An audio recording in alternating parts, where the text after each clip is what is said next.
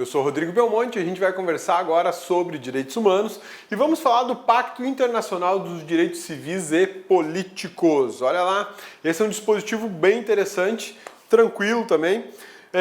O Pacto Internacional sobre Direitos Civis e Políticos foi adotado pela 21ª sessão da Assembleia Geral da ONU, 16/12/1966, juntamente com o Pacto de Direitos Sociais e Econômicos. No Brasil, ele foi adotado posteriormente, tá? Mas no mundo ele aparece em 1966 dentro desse sistema global de proteção dos direitos humanos. Entrou em vigor somente em 1976, demorou aí quase 10 anos para entrar em vigor. Por quê? Porque exigiu a assinatura de 35 estados para entrar em vigor.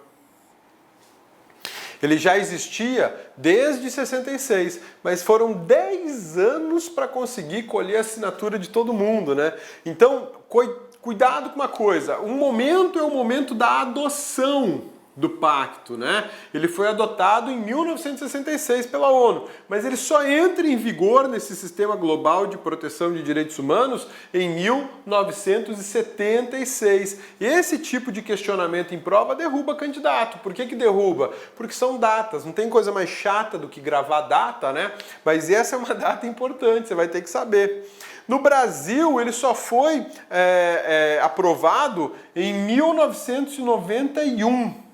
Olha que coisa doida, ele é de 66 e só em 91 que o Congresso Nacional se manifestou aprovando o Pacto Internacional de Direitos Civis e Políticos. A adesão, primeiro nós aprovamos, aí eu tenho que protocolizar essa adesão, como eu já te expliquei, numa outra regra que foi o Pacto de São José de Costa Rica, né? Então olha só. O Congresso Nacional aprovou em 1991, mas essa aprovação, essa adesão, só foi apresentada à ONU em 92. E ela só entrou em vigor no Brasil em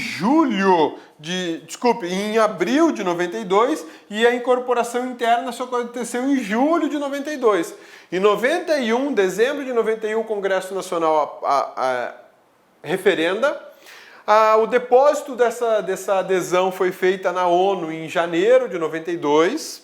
Em abril de 92, ela entra em vigor no Brasil, mas só é incorporado internamente em julho de 92, que ele passa a ter status de norma infraconstitucional no Brasil. Qual que é a finalidade do Pacto Internacional de Direitos Civis e Políticos? Para que ele serve? Qual que é a razão de existir desse pacto? Qual que é o motivo de a gente ter que adotar ou ter adotado esse pacto? Tornar vinculantes direitos já contidos na Declaração Universal dos Direitos dos Direitos Humanos.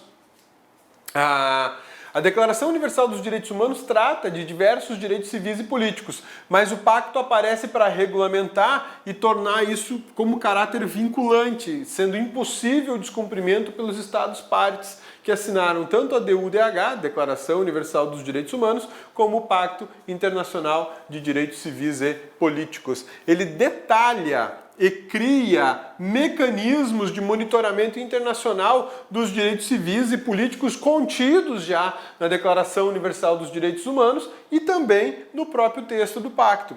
O detalhamento é muito importante porque a Declaração Universal dos Direitos Humanos ela foi muito genérica, muito geral. Então eu apresento o pacto como se fosse uma regulamentação de uma norma maior, né? E criando mecanismos para fiscalizar, monitorar o respeito a esses direitos. A estrutura do pacto, ele possui 53 artigos e está dividido em 6 partes. Então, meu amigão, pode preparar a sua leitura aí para você fazer a leitura dessas 6 partes que são importantes. Eu vou destacar para você cada uma delas e o que tem de importante nelas, que eu acho que isso já ajuda muito o estudo e vai antecipar o seu estudo e você vai saber o que deve ler com mais cuidado e o que deve passar batido, digamos assim. Parte 1.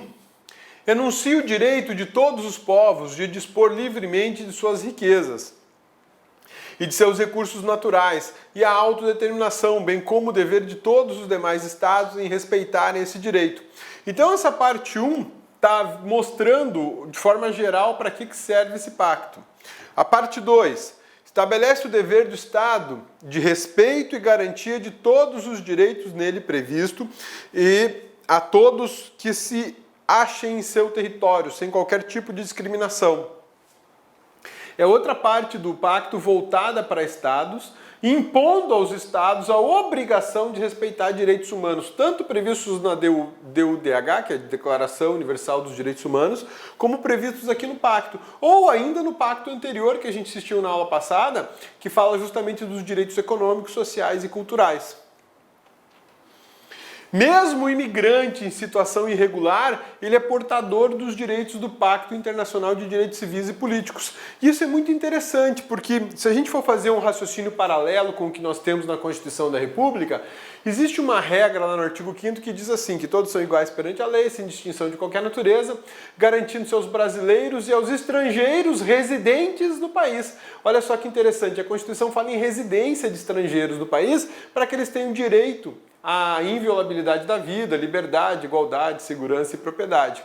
O pacto ele é muito mais avançado do que a Constituição nessa redação. Por que ele é muito mais avançado? Porque aqui ele já fala pessoas que são nacionais de determinado território e os que não são nacionais. E mesmo aqueles que não são nacionais e que estão irregulares são portadores dos direitos previstos no pacto, como o direito de proteção à vida, proteção da sua propriedade, e isso é como se nós estivéssemos falando de um direito constitucional mega, super, hiper avançado, né? É bem bacana a gente entender que não existem barreiras para a promoção da defesa do ser humano. Parte 3. Enuncia e especifica o rol de direitos protegidos. Essa aqui é uma parte que você deve ler com muito carinho. Parte 3. Leia pelo menos 3 vezes. Tá bom? Parte 4. Determina a constituição do Comitê de Direitos Humanos. Qual que é a função do Comitê de Direitos Humanos? Receber relatórios sobre as medidas adotadas para tornar efetivos os direitos civis e políticos existentes no pacto. Então aqui eu já tenho na parte 4... uma parte de fiscalização. Fiscalização das regras do pacto. Fiscalização da regra do pacto. Aqui eu tenho os direitos em espécie.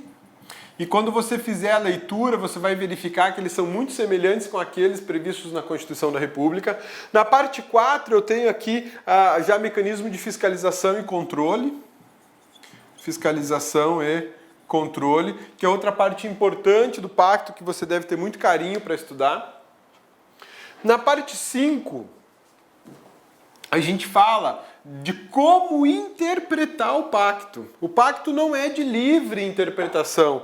Eu tenho que seguir uma diretriz interpretativa de forma a sempre beneficiar as pessoas que são destinatárias do pacto. Havendo dúvidas sobre a interpretação mais adequada, eu devo optar pela interpretação que favorece o indivíduo e não aquela que prejudica o indivíduo. Olha lá. Enuncia que nenhuma das suas disposições pode ser interpretada em detrimento das disposições das Cartas das Nações Unidas ou em detrimento de interesse de todos os povos de desfrutar e utilizar plena e livremente suas riquezas e seus recursos naturais. Então, além de fazer uma interpretação que busque compatibilizar os direitos humanos com a realidade local, também é necessário observar um sistema.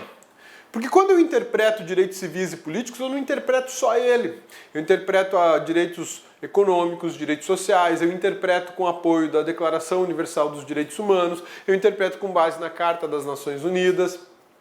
Se eu estiver, por exemplo, na Europa, eu vou ter que interpretar juntamente com as regras regionais europeias de promoção de direitos humanos. Se eu estiver no Brasil, eu vou ter que interpretá-lo, o Pacto Internacional de Direitos Civis e Políticos, com uma observância muito precisa das regras de promoção e proteção regional dos direitos humanos estabelecidas pela OEA. Porque tudo isso... Olá, meus amigos! E aí, gostou da aula do professor? Grande professor top de linha aqui do LAC Concurso. Aliás, aqui no LAC Concurso nós só temos professores top de linha. Quer assistir o final dessa videoaula? Aliás, quer fazer o nosso super curso básico da Polícia Civil de Santa Catarina 2017, convido vocês a acessar laconcurso.com.br. Nós temos esse curso. Só professor top de linha. Esse curso custa apenas 10 parcelas de R$18. É o melhor custo-benefício do mercado. Você pode se matricular sem medo de ser feliz. Tá certo, meus amigos? Então espero vocês aí no LAC Concursos. Um forte abraço, fique com Deus. Tchau, tchau. Clique lá.